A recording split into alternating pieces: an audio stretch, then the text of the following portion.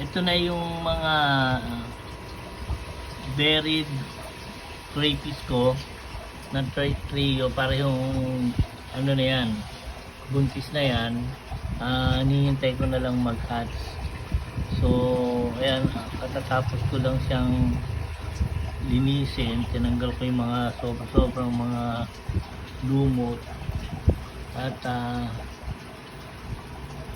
hinihintay ko na lang yung mga ika-4th week niya o 5th week at ita-transfer ko siya sa ginawa ko ng pan.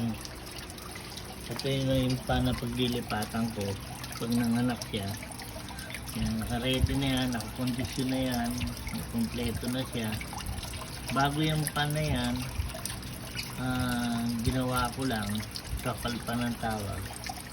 So dyan ko ilalagay, nilagyan ko na rin ng gapi. Sa baba meron na rin isda dyan sa baba. Yan, tapos ito rin yung pinapakain ko, yung asola. Yan. So yan, nakahanda na siya. Ayan. So maghihintay-hintay na lang ako ng mga ilang linggo pa. Tapos at saka ko siya ililipat ko. Gagawin ko yung natural hatching, hindi ko siya ipapagpag kasi baka mapuwersa siya. Nag-aalangan ako. Ang gagawin ko na lang, pabayaan ko na lang dyan, tapos pag nakita ko nag-hatching na siya, lilipat ko na siya isang lalagyan para doon na siya tuloy-tuloy mag-hatching. So ayan siya ngayon, dalawa siya. Ito yung lalaki na crawfish, malaki niya, malalaki na. So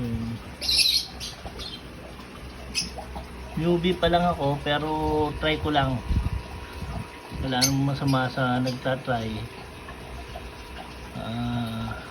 Pag naging okay, ililipat ko na sila doon at tsaka padadaihin, tsaka siguro mag-expand. So ganun lang ang plan ko.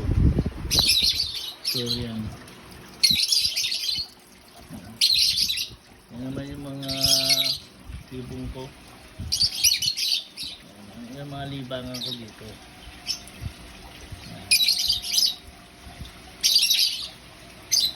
Maingay nga lang sila. Ito naman si GP, yung turuan kong ibon na best friend ko yan.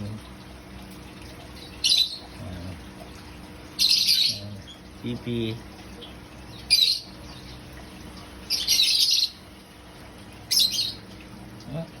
Come on.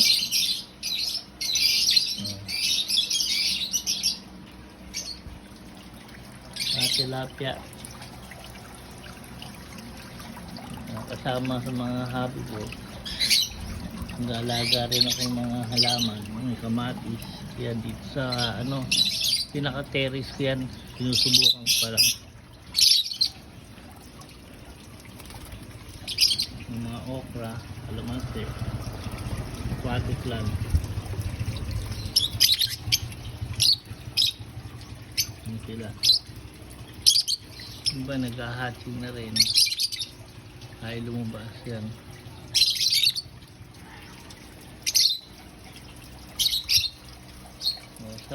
Salamat sa panonood nyo. Ito lang masichat ang mga sa inyo ng araw na to. Sana kaya nyo na lang ako kung meron may dadagdag pa na pwede kong gawin sakali. Hanggang dito na lang po. Kapasalamat sa inyo. Bye.